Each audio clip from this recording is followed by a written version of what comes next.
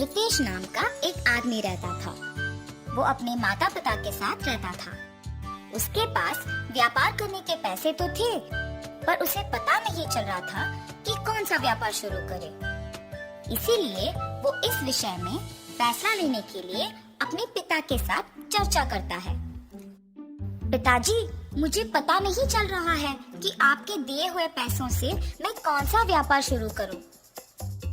अरे, उसमें क्या है, पकौड़ी का व्यापार शुरू करते हैं। पकौड़ी का व्यापार? हाँ बेटा, हमारे गांव में जलेबियों का, समोसे का, अचार का, पापड़ का ऐसे बहुत व्यापार है। तो तुम्हें कुछ अलग व्यापार करना होगा। गांव में जो व्यापार नहीं है, अगर तुम करोगे तो अच्छा लाभ पाने का मौका होगा। सिर्फ सादा पकौड़ी कौन खरीदेगा पिताजी? इसीलिए हम सिर्फ सादा पकौड़ी नहीं बनाएंगे। तो फिर हम सादा पकौड़ी में साथ साथ चिकन पकौड़ी, फिश पकौड़ी, मिर्ची पकौड़ी, आलू पकौड़ी, प्याज के पकौड़ी, अंडे के पकौड़ी जैसे अलग अलग तरह के पकौड़ी बनाएंगे। ऐसे हमारा व्यापार को बहुत लाभ मिलेगा।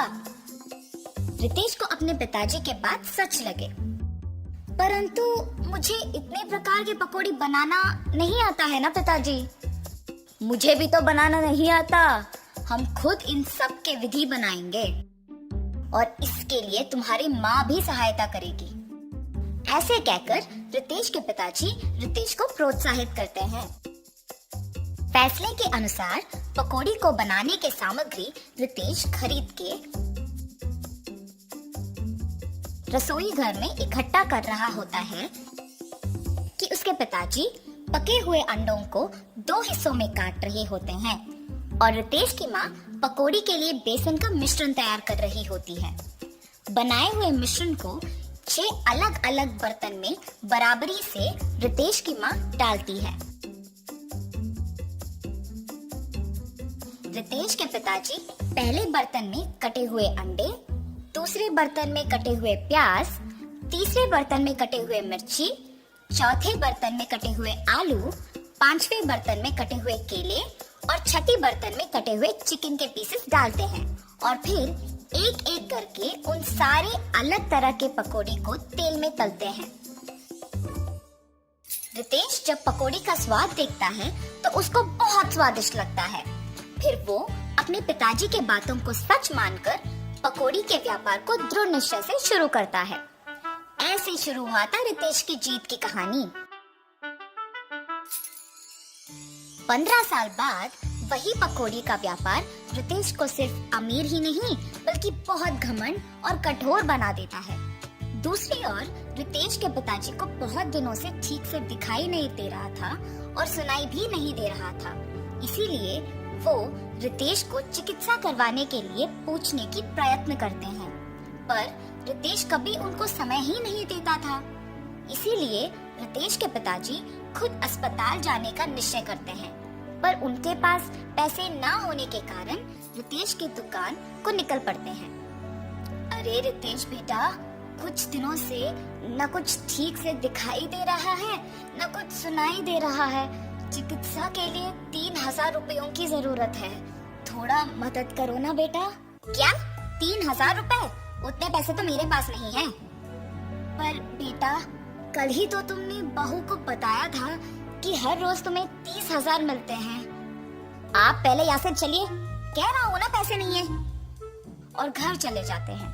घर पहुँचने के बाद चिकित्सा के पैसे मांगने रितेश के पास गया था, पर उसने ये कहकर भेज दिया कि उसके पास पैसे नहीं है। क्या 3000 के लिए उसने ऐसा कह दिया? व्यापार तो अच्छा चल रहा है ना। शायद उसको हमारा यहाँ रहना पसंद नहीं। बहू ने भी खाना सिर्फ उन दोनों के लिए बनाया है। मैंने हम दोनों के लिए खाना बनाया है। तो फिर यही है, हमारा यहाँ रहना वो दोनों चाहते ही नहीं है। चलो इसी रात को यहाँ से निकलते हैं। ऐसे फैसला करके दोनों उसी रात गांव से निकल जाते हैं। माता पिता के लापता होने पर भी रितेश को चिंता नहीं हुई। अगर किसी ने पूछा तो कहता था कि तीर्थ यात्रा पे गए हैं। रितेश को पकौड़ी के व्यापार में लाभ ही लाभ आ रहा था। वो उसके दुकान में 10 और सहायक को काम पे लगा के उनको सारे पकौड़ी के विधि सिखा के काम करवाता था। इसके अनुसार उसने पकौड़ी के दाम भी बढ़ा दिया था। मिर्ची पकौड़े 5 रुपए के 10 पीस, प्याज के पकौड़े 8 रुपए के 10 पीस, आलू के पकौड़े 10 रुपए के 10 पीस, अंडे के पकौड़े 15 रुपए के 10 पीस, चिकन के पकौड़े 20 रुपए के 10 पीस और मछली के पकौड़े 25 रुपए के 10 पीस।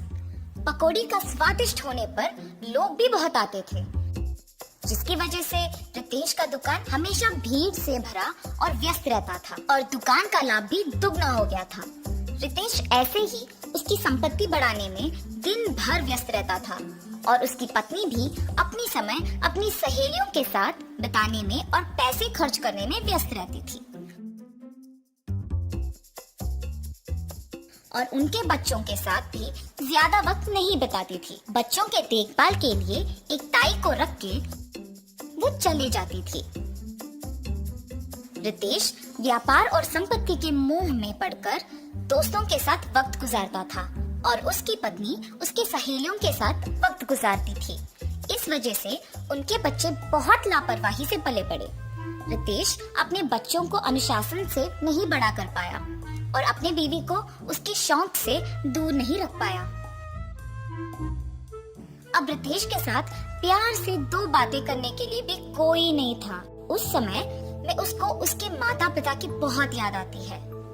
मैं कितना मूर्ख हूँ, प्यार से देखभाल करने वाली माँ और जिस व्यापार को इतने जिम्मेदारी से देखभाल कर रहा हूँ, उसका मार्गदर्शन करने वाले पिताजी को मैंने अनादर किया है। न जाने वो कहाँ हैं, क्या कर रहे होंगे। मैं तुरंत उनको ढूंढ के घर वापस लेके आता हूँ। रितेश अपने माता पिता को ढूंढने अपने कार में निकल जाता है। गांव में ढूंढते ढूंढते उसको अपने माता पिता गंदे फटे हुए कपड़ों में नजर आते हैं। ये देख रितेश भाग के उनके पास जाता है और कहता है, आप ऐसे कैसे? ये सब मेरा ही गलती है पिताजी, मुझे माफ कीजिए और कृपया मेरे साथ घर चलिए माँ। रितेश को अपने गलती का एहसास होता है और वो अपने माता पिता के साथ घर वापस आता है। अपनी पत्नी को बोलता है कि आज से जो भी होगा माँ के अनुसार होगा और व्यापार का सारा संपत्ति अपने पिताजी के हाथ कर देता है। रितेश सिर्फ सहायकों का और पकौड़ी के विधि का देखभाल करता है और उसकी पत्नी बच्चों का देखभाल और पढ़ाई का ध्यान रखती है। सुख संपत्ति और परिवार का प्यार पाके सब सदा खुश रहते हैं।